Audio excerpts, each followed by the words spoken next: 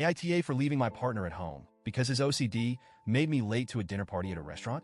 I, 29F, have been with my partner, 33M, for 4 years. We've had a good relationship overall. He's kind, caring, and honestly one of the most thoughtful people I know. But over the past year, his OCD has gotten significantly worse, and it's starting to dominate our lives in ways I don't think he fully realizes. I want to start by saying, I know OCD is a serious mental health condition. I know it's not something he can just snap out of or fix overnight. I've tried to educate myself about it, and I've done my best to be supportive, patient, and understanding. But there comes a point where the impact on our day-to-day lives becomes unbearable, and I'm honestly at my breaking point. When we first started dating, my partner had a few habits that I now realize were part of his OCD.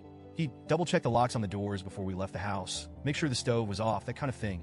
It wasn't extreme, and honestly, I just thought he was being cautious. I didn't mind waiting an extra minute or two while he made sure everything was okay. But over the past year, his routines have become so much more intense. It's not just checking the doors and stove anymore. It's repeating certain phrases under his breath, checking every window in the house multiple times, and doing these internal mental checks that can take upwards of 30 minutes. It's no longer just a small quirk. It's something that has started to consume large chunks of our time together. The worst part is that he refuses to get professional help. I've brought it up gently so many times. I've suggested therapy, even offered to help him find a therapist who specializes in OCD. But he always shuts it down. He insists he can handle it on his own and that it's not that bad. But it is that bad. It's affecting both of our lives, and I feel like I'm constantly walking on eggshells, afraid of triggering a routine or making him feel like I'm dismissing his struggles. We're late to almost everything these days. Family gatherings, appointments, movies, it doesn't matter. If we have somewhere to be, I've learned to add at least 30 extra minutes to our prep time, sometimes more. But even with that buffer, we still end up running late. And it's exhausting.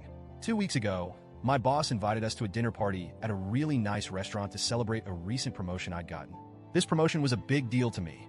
I've been working so hard for this, and this dinner felt like a recognition of all the effort I've put in. Plus, it was a chance to connect with my boss and coworkers outside of the usual work setting. In short, this night mattered to me a lot.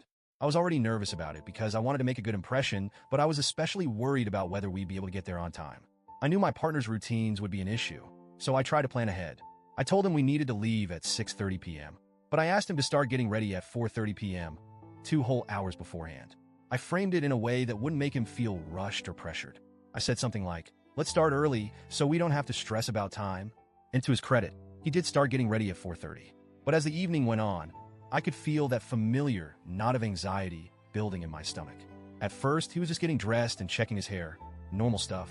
But then the routine started. The stove, the windows, the locks, the repeated phrases under his breath. I watched as the minutes ticked by, and I started to feel panicked. At 6:15, I reminded him gently, hey, we need to leave in 15 minutes. He said, I know, I'm almost done. But he wasn't. At 6:30, when we were supposed to be walking out the door, he was still mid-routine. I reminded him again, more firmly this time, we're going to be late. I really need us to go now. But he couldn't stop. I could see the frustration on his face too. He didn't want to be stuck in his cycle. But he couldn't break free from it. At 6:45, I had a choice to make. If I stayed and waited for him to finish, we'd likely be 30 minutes late, if not more. And showing up that late to an event hosted by my boss felt unthinkable. So I made the call. I grabbed my purse, looked at him, and said, I'm so sorry, but I have to go. And I left. I felt sick the entire drive to the restaurant. I kept replaying the moment in my head, wondering if I should have stayed, if I should have tried harder to calm him down or help him through his routine. But I also felt relief that I was going to make it to this important dinner on time. I ended up being 5 minutes late, which wasn't a big deal in the grand scheme of things. My coworkers were friendly and understanding, and I blamed traffic for the delay. The dinner went well, and for a few hours, I managed to push my guilt aside and just enjoy myself. But when I got home later that night, the tension was palpable. My partner was furious. He said I'd abandoned him, that I wasn't being supportive, that I should have waited for him no matter what. I tried to explain my side, that this dinner was incredibly important for my career, that I'd asked him to start getting ready 2 hours early, that I'd waited as long as I could. But he wasn't hearing it. He said that I made him feel like he was a burden, like his OCD was an inconvenience to me. And honestly, it is an inconvenience. But it's also so much more than that. It's heartbreaking, because I can see how much he struggles with it, how much he wishes he could just stop. But he can't, and it's eating away at both of us. It's been 2 weeks, and things are still tense between us. He's been distant and cold. We're barely speaking, and when we do, it's clipped and awkward. I feel guilty, but I also feel angry. I feel like I've done everything I can to be supportive, but his refusal to get help is making it impossible for us to move forward. I don't know what to do. I love him, but I also feel like I'm drowning. I can't keep living like this. Constantly late, constantly anxious, constantly worried about how his routines are going to affect our plans.